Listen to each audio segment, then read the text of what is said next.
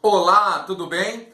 Nesse vídeo vamos abordar a polêmica, a famigerada questão referente à possibilidade, ou não, de criminalização da homofobia e da transfobia. Tramita no Supremo Tribunal Federal a ação direta de inconstitucionalidade por omissão, ADO, número 26, da relatoria do ministro Celso de Mello, bem como o mandado de injunção MI número 4733, da relatoria do ministro Edson Fachin. Pretende-se com essas ações propostas pelo PPS e também por uma comunidade LGBT, pretende-se que o STF, que o Supremo Tribunal Federal, declare a omissão do Congresso Nacional em legislar para combater a homofobia, a prática da transfobia e de qualquer discurso do ódio voltado a esta comunidade. Atualmente, já temos 6 votos favoráveis à declaração de omissão do Congresso Nacional e também da tipificação do crime de homofobia para dar interpretação, conforme a Constituição, ao artigo 1º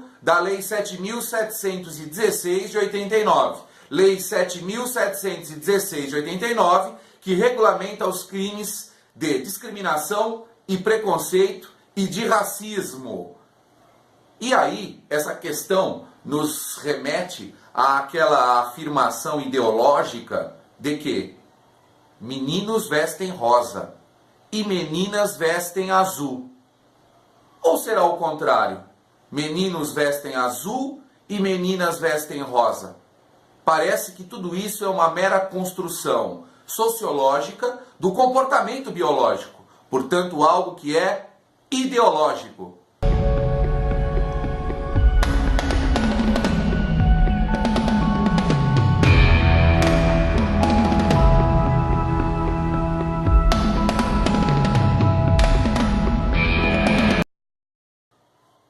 A sodomia e, sobretudo, a homossexualidade tem sido perseguida desde tempos históricos remotos.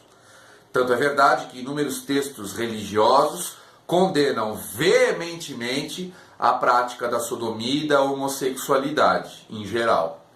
As ordenações do Reino de Portugal, as ordenações afonsinas de 1446, ordenações manuelinas de 1521 e as ordenações filipinas de 1603, condenavam veementemente a sodomia e também a relação sexual entre pessoas do mesmo sexo. Era uma verdadeira beatice e uma mistura de pecado e de crime, em que a sodomia era tratada como o pecado nefando, a coisa que não se pode exprimir sem ter vergonha. Posteriormente, as inúmeras legislações penais que estiveram em vigor em nosso país, como o Código Criminal do Império de 1830, o Código Penal da República de 1890, a Consolidação das Leis Penais de 1932 e, é claro, o Código Penal de 1940, não tipificaram a sodomia ou a homossexualidade como crime punível com prisão, por exemplo. No entanto, o artigo 235 do Decreto-Lei 1001 de 69, o Código Penal Militar, pune a pederastia e a prática de ato libidinoso como a sodomia em ambiente militar, tipo penal que nós consideramos não recepcionado pela Constituição Federal. É importante salientar que a perseguição aos homossexuais ela é presente em vários momentos da história e, sobretudo, durante o período do Terceiro Reich na Alemanha nazista. Na Alemanha nazista, os autores, os juristas da escola de Kiel se esforçaram para aplicar a ideia de culpabilidade pela conduta de vida, punir o indivíduo pelo que ele é e não pelo que ele fez. Tanto é verdade que o Código Penal de 15 de maio de 1871 tinha um tipo penal, o parágrafo 175, pode ser encontrado no Código Penal, né? Código Penal alemão, parágrafo 175, punia a prática de ato libidinoso entre pessoas do mesmo sexo, entre homens, por exemplo. É claro que isso depois foi revogado, mas durante o período do Terceiro Reich, esse dispositivo, o parágrafo 175, foi utilizado e homossexuais eram capturados, presos, levados a campos de concentração e marcados com o tal triângulo rosa. Todos eram marcados, todos que eram considerados homossexuais eram marcados com o triângulo rosa. Isso é a autêntica manifestação do direito penal do autor, da culpabilidade pela conduta de vida. Isto viola, evidentemente, a dignidade da pessoa humana.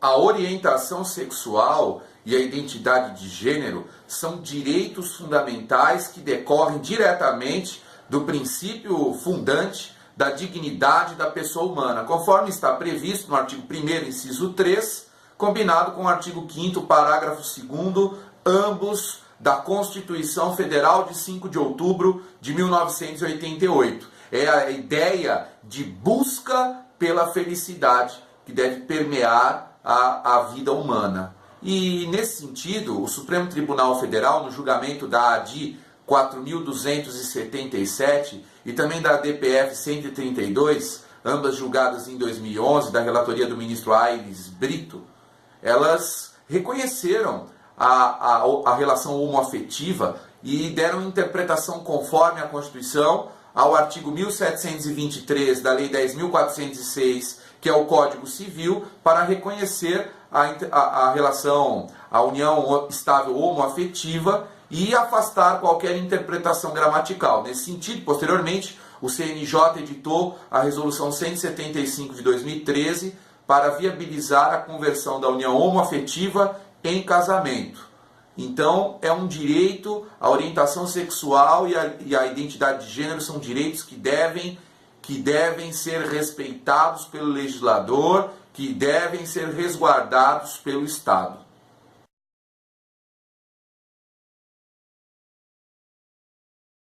A homofobia, a transfobia e a LGBTfobia são manifestações autênticas daquilo que podemos denominar como discurso do ódio, ou seja, discursos destinados a inferiorizar, a menosprezar, a humilhar determinadas pessoas em razão, no caso, da sua orientação sexual ou de sua identidade de gênero. A homofobia e a transfobia devem ser condenadas e rechaçadas pela sociedade.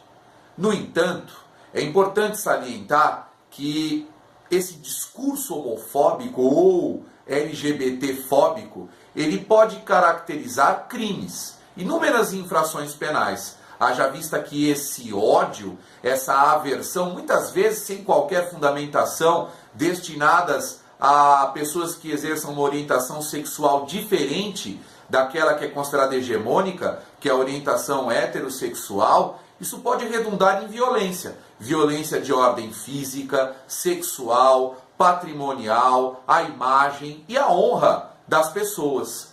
Por exemplo, matar alguém em razão de sua orientação sexual pode e deve caracterizar o crime de homicídio qualificado previsto no artigo 121, parágrafo 2º, inciso 1 do Código Penal, ou seja, o homicídio qualificado por motivo torpe. Eventualmente, impedir que alguém acesse algum local ou faça alguma coisa em razão da orientação sexual pode caracterizar crime de constrangimento ilegal previsto no artigo 146 do Código Penal Brasileiro. Aquelas ofensas, aquelas brincadeiras do dia a dia em que chamam os outros de bicha, veado, fazendo associação a certos clubes de futebol. Isso pode caracterizar, se não for no âmbito do denominado animus jocandi, pode caracterizar crimes contra a honra, como, por exemplo, a injúria. E, atualmente, a Lei 13.718 de 2018 incluiu, por exemplo, o denominado estupro corretivo. É o que prevê o artigo 226, parágrafo, inciso 4, a linha B do Código Penal. Ou seja, a prática do crime do artigo 213, o estupro, o constrangimento mediante violência ou grave ameaça, para buscar corrigir o comportamento sexual de uma pessoa, passou a ser uma causa especial de aumento de pena. Portanto, inúmeros são os crimes que podem ser praticados no âmbito daquilo que denominamos homofobia ou LGBTfobia. A grande questão que temos que tratar é o discurso homofóbico pode ser compreendido no conceito de racismo, ou seja, a orientação sexual ou identidade de gênero pode ser compreendida pelo termo raça, previsto no artigo 1º da Lei 7.716 de 89, essa é a grande questão que se coloca. Haja vista que nas ações que estão em trâmite no Supremo Tribunal Federal, se discute a omissão do parlamento em adotar políticas criminais destinadas a proteger a comunidade LGBT. Nesse sentido, por exemplo, citamos o projeto de lei 5.003 de 2001. Vejam, um projeto que está tramitando desde 2001 no Congresso Nacional e que nunca é aprovado. É evidente a mora, a omissão do Congresso em proteger essas pessoas de maneira mais adequada. Mas isso pode ser feito por meio da interpretação conforme a Constituição, como consta no voto do ministro Celso de Mello?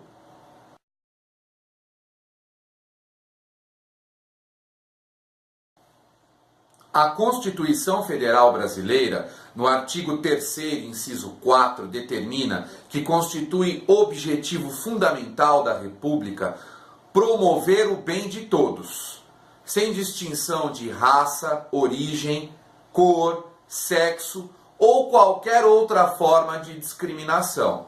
Ademais, o artigo 5º da Constituição não contém apenas garantias individuais, mas ele também traz no seu bojo os denominados mandados de criminalização, ou seja, ordens oriundas do poder constituinte originário, no sentido de que o legislador deve criminalizar certas condutas.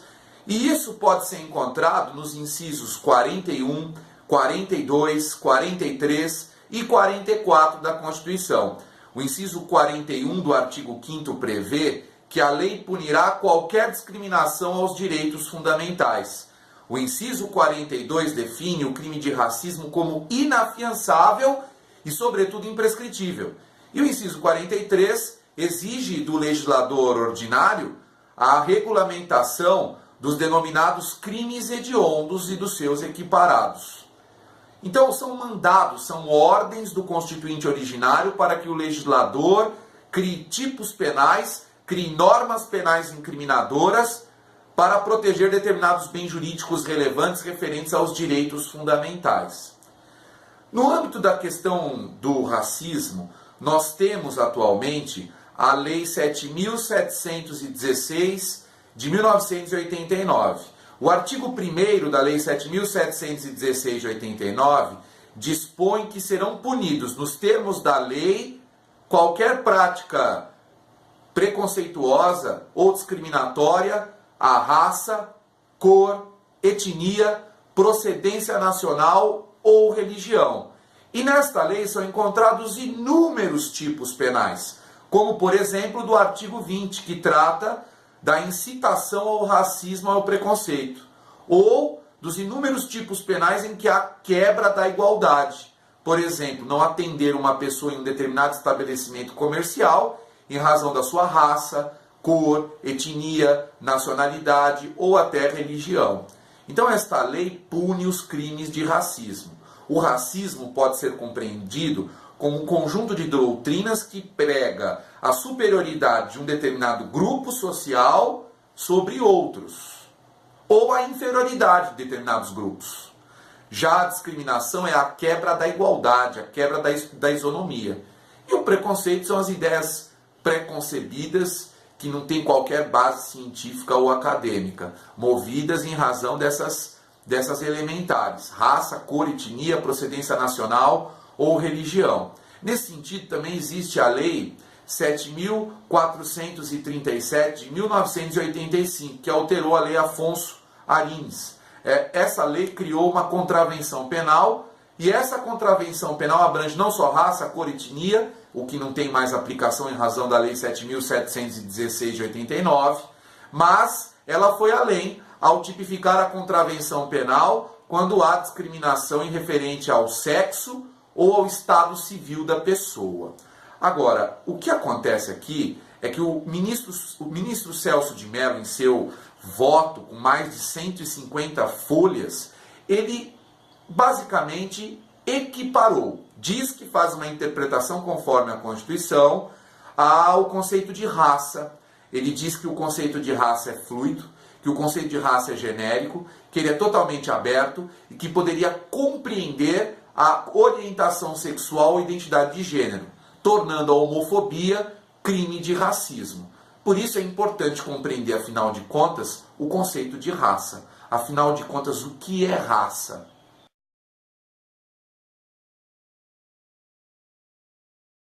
O artigo 1º da Lei 7.716 de 89 faz referência ao termo raça. Mas afinal, o que é raça? Se nós pesquisarmos em manuais de antropologia forense ou de medicina legal, nós encontraremos um conceito de raça mais específico ao fenótipo das pessoas, às suas características físicas, fisiológicas. Por exemplo, o festejado Manual de Medicina Legal do professor Genival Veloso França, estou com ele aqui, ele, no seu Manual de Medicina Legal, faz referência aos tipos de raça que podem ser especificados na antropologia forense. E ele trata no seu manual dos inúmeros tipos de raça, como o caucasoide, o mongoloide, negroide, australoide, o indiano. E essas diferenças fenótipas que ocorrem, elas devem ser avaliadas do ponto de vista antropológico. Mas esse conceito de raça, ele passou a ser bastante questionado pelo meio científico em razão do genótipo. Ou seja, depois que o genoma humano foi devidamente mapeado e constatou-se que a diferença genética, que a molécula do DNA, o ácido desoxirribonucleico dos seres humanos, a diferença entre um e o outro é ínfima. A diferença entre um homem loiro que vive na Noruega, de um homem negro que vive na Nigéria, ela é ínfima do ponto de vista genético. Nós podemos afirmar que só existe mesmo uma raça, a raça humana, o Homo sapiens sapiens. Não existem inúmeras raças humanas, apenas uma. Então o conceito de raça é extremamente aberto, ele é extremamente genérico e fica difícil dizer o que é raça. Hoje, em razão de precedentes judiciais, o Supremo Tribunal Federal tem entendido que o conceito de raça não é apenas genético ou relacionado às características físicas de determinado grupo étnico. Na verdade, o conceito de raça, ele é sociológico, social, ele é político e muitas vezes criado por meio de poderes autoritários. Nesse sentido, nós podemos citar aqui o habeas corpus 82.424 do Rio Grande do Sul, que foi julgado no Supremo Tribunal Federal, o famoso caso de Siegfried Ellwanger, e a questão referente ao racismo de judeus, o antissemitismo que foi propagado em determinadas obras. O conceito de raça, ele, nessa perspectiva, deve compreender determinados grupos que são considerados homogêneos, que compartilham as mesmas ideias, que compartilham os mesmos costumes e que são reconhecidos de maneira uniforme na sociedade. Nesse sentido, nós podemos salientar aqui a obra do professor Guilherme de Souza Nutti. Eu peguei inclusive uma edição mais antiga da obra, a 5ª edição, justamente para demonstrar que o entendimento sobre o conceito de raça, ele é discutido há bastante tempo na doutrina. E vejam o que o professor Guilherme de Souza Nutti nos fala a respeito do conceito de raça. Ele diz que raça é termo infeliz e ambíguo, pois quer dizer tanto um conjunto de pessoas com os mesmos caracteres somáticos, como também um grupo de indivíduos da mesma origem étnica, linguística ou social. E ele vai além. Ele diz o seguinte: dessa forma, parece-nos possível igualmente considerar racismo a busca da exclusão de outros grupos sociais homogêneos, exteriormente identificados por qualquer razão. E mais, podemos incluir nesta possibilidade a discriminação ao ateu, aquele que não acredita em Deus e nenhuma força sobrenatural regente do universo. Parece-nos que é racismo, desde que na esteira da interpretação dada pelo STF, ele faz referência aqui ao caso Ellwanger, qualquer forma de fobia dirigida ao ser humano pode ser manifestação racista. E ele inclui aqui, na sua obra, já naquela época, a expressão orientação sexual, como manifesta a realização de interpretação extensiva, dizendo que não há, no caso, analogia in malam partem. Então, inclusive, o ministro Celso de Mello citou essa obra no seu voto, muito bem fundamentado, para incluir a orientação sexual no conceito de raça, pois o conceito de raça ele não é mais meramente genético ou antropológico, no seu conceito vulgar, mas ele é um conceito social, construído socialmente. A grande questão que nos coloca aqui é que não é apenas a lei de racismo que trata do conceito de raça. A lei de genocídio, a lei 2.889 de 56, no seu artigo 1º, usa o termo raça, e há outras leis que fazem referência, como, por exemplo, o crime de injúria qualificada pelo racismo, previsto no parágrafo 3º do artigo 140 do Código Penal.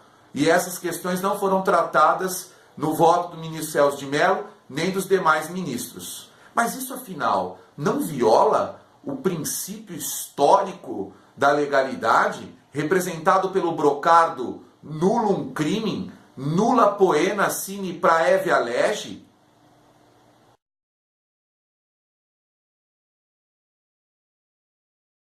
Diante de tudo o que vimos, podemos afirmar que o conceito de raça, ainda que aberto e aparentemente violador do princípio da taxatividade da lei penal, ele não pode ser considerado em absoluto inconstitucional, tendo em vista que o próprio artigo 3º, inciso 4 da Constituição Federal, diz expressamente a respeito da discriminação em razão da raça. Portanto, é um termo constitucional.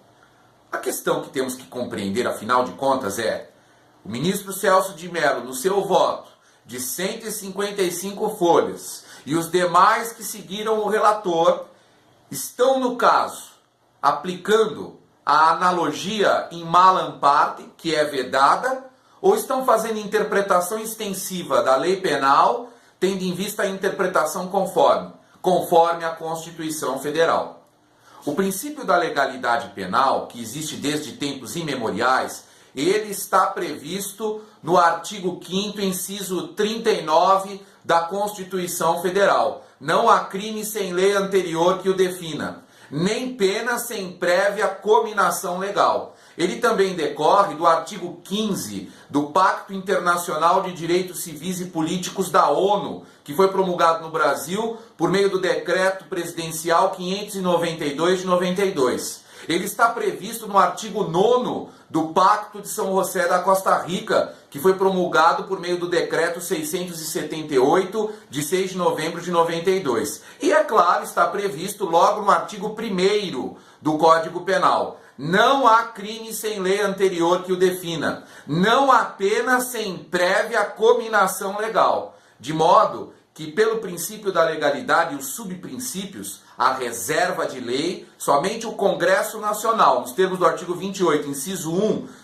da Constituição Federal, pode editar leis penais que definam crimes e estabeleçam penas. O princípio da anterioridade, a lei penal deve ser anterior à conduta, e a ideia de taxatividade, a lei penal deve ser taxativa, não pode ser genérica, aberta, bem como a proibição da analogia. A analogia é uma forma de autointegração da lei, não é interpretação da lei penal. A analogia ocorre quando nós temos um caso A previsto em lei e um caso B que não está previsto em lei. O caso B é semelhante ao caso A, de modo que o juiz poderia aplicar a lei do caso A ao caso B. Isso, em caso de norma penal incriminadora, de lei penal que estabeleça a pena é vedado em direito penal. É a denominada analogia in malam partem, diferente da analogia in bonam partem, aquela que é favorável ao réu e que é autorizada, que é permitida, que inclusive decorre da premissa da legalidade penal. Por outro lado, a interpretação extensiva tem sido admitida pela doutrina e pela literatura, e ela ocorre quando a lei penal diz menos do que deveria. Por exemplo, o crime do artigo 235 do Código Penal trata da bigamia, contrair casamento já sendo contraído, novo casamento já sendo casado, que abrangeria numa interpretação extensiva não só a bigamia, mas também a poligamia, que é um termo que não está na lei. Isso seria interpretação extensiva e não analogia. A analogia in malam partem, nos termos do parágrafo 2º do Código Penal alemão, foi autorizada durante o Terceiro Reich alemão. O juiz nazista poderia aplicar a lei penal a um caso semelhante que não estivesse regulado em lei, conforme o são sentimento do povo alemão. A questão que temos que analisar aqui é: o Supremo Tribunal Federal, afinal de contas, está aplicando a analogia ao caso da raça e da orientação sexual?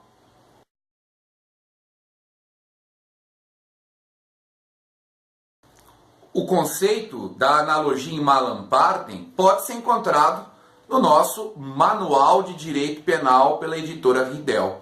Lá nós tratamos da vedação da analogia in malam partem. E nesse caso tão polêmico, diante de muita reflexão, nós compreendemos, por fim, que o Supremo Tribunal Federal, no caso em específico, na ADO 26, está de maneira velada realizando analogia in malam partem.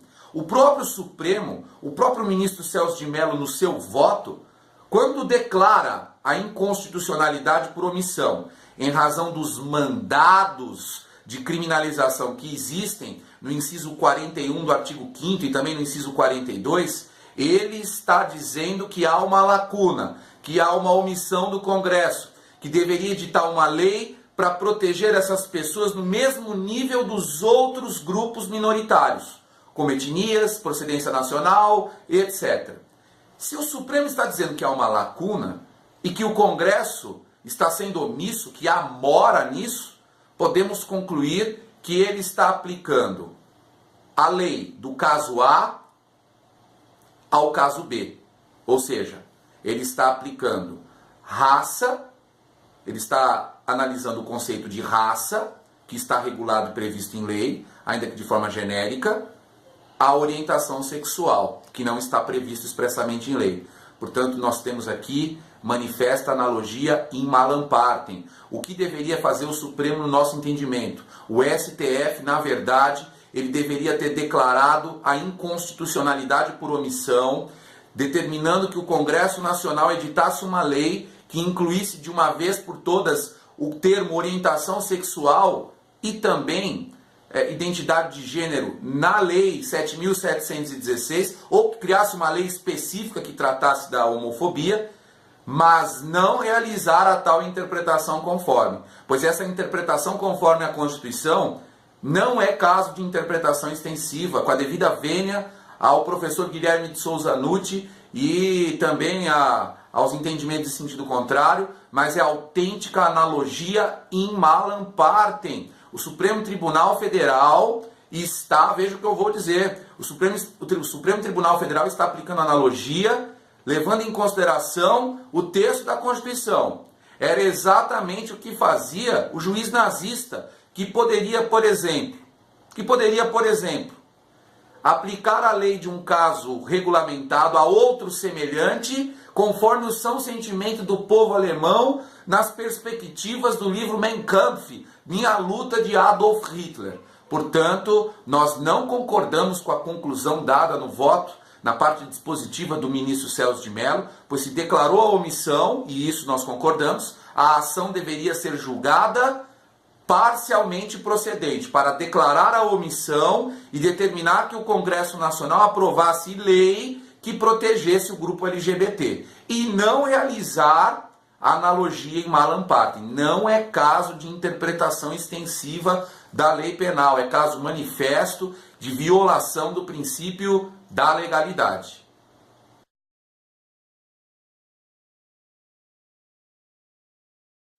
Finalmente, é importante ressaltar que o Supremo Tribunal Federal não está legislando. É errado dizer que o Supremo está criando um novo tipo penal. Na verdade, ele está aplicando a analogia in malam partem, a forma de autointegração da lei, conforme prevê o artigo 4º da Lei de Introdução às Normas do Direito Brasileiro, a LINDB, e o que é vedado em direito penal, tratando-se de norma penal incriminadora. Agora, a questão referente à política criminal destinada à homofobia, à transfobia, à LGBTfobia, quero deixar aqui bem claro que eu particularmente sou favorável a que esses grupos tenham uma proteção maior, inclusive do direito penal, levando em consideração o princípio da proporcionalidade na vertente da proteção insuficiente. Mas, levando em consideração os princípios de política criminal, é importante aqui citar a famosa obra, conhecida internacionalmente, do professor Jesus Maria Silva Sanches. O professor espanhol Silva Sanches, na sua obra, inclusive traduzida para o português, A Expansão do Direito Penal, ele trata do crescimento da legislação penal em todos os países do mundo, levando em consideração como referência teórica o professor alemão sociólogo Ulrich Beck e a ideia de sociedade de risco, a criação de novos riscos que dão ensejo à criação de novas leis penais, do agravamento das leis penais já existentes e até da criação de inúmeras normas penais em branco, etc. A expansão do direito penal, ou seja, a progressão geométrica da legislação penal, o direito penal passa a ser um risco por si mesmo, ou seja, o direito penal, ao invés de seguir o princípio básico da mínima intervenção, da subsidiariedade do direito penal, considerado a última ratio no âmbito do ordenamento jurídico, ele passa a ser a prima ou a sola ratio, abordando todos os temas e todas as perspectivas de proteção aos bens jurídicos. A expansão do direito penal é um fenômeno que tem ocorrido por inúmeras causas. E entre as inúmeras causas da expansão das legislações penais pelo mundo inteiro, o professor Silva Sanches aponta o novo discurso das esquerdas, ou seja, o que ele denomina de gestores atípicos da moral. Ao invés dos grupos e estamentos burgueses que acreditam na utilização do direito penal como a prima ratio, as esquerdas passaram a pedir a utilização do direito penal naquilo que lhes interessa.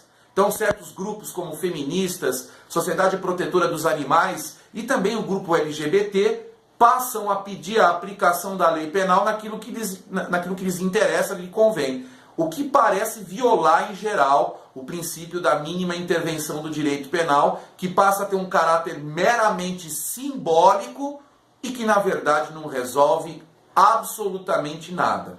Nós temos certeza, infelizmente, que a lei penal, no caso aqui, o Supremo Tribunal Federal realizando essa interpretação conforme, considerando a homofobia forma de racismo, que isso, infelizmente, não resolverá o problema dessas comunidades, das comunidades LGBT e outros indivíduos com relação à sua orientação sexual. Nós acreditamos, data máxima vênia, que a melhor forma de controle da criminalidade não é a utilização da lei penal desmedida, mas sim a educação, ou seja, educação desde o ensino básico em direitos fundamentais, nos termos do que prevê o artigo 205 da Constituição e também da regulamentação da Lei 93/94 de 96, a Lei de Diretrizes e Bases, a LDB, a Lei da Educação. Eu espero que vocês tenham gostado desse vídeo. Ele realmente ficou bastante longo, mas é um tema extremamente complexo. Deu muito trabalho a análise na perspectiva do voto do ministro Celso de Mello, mas eram essas as conclusões que eu gostaria de abordar. Agora, se você discorda, se você concorda, deixe o seu comentário, deixe a sua pergunta. Eu teria o maior prazer de analisar a questão do ponto de vista jurídico. Um abraço e que fiquem maravilhosamente bem!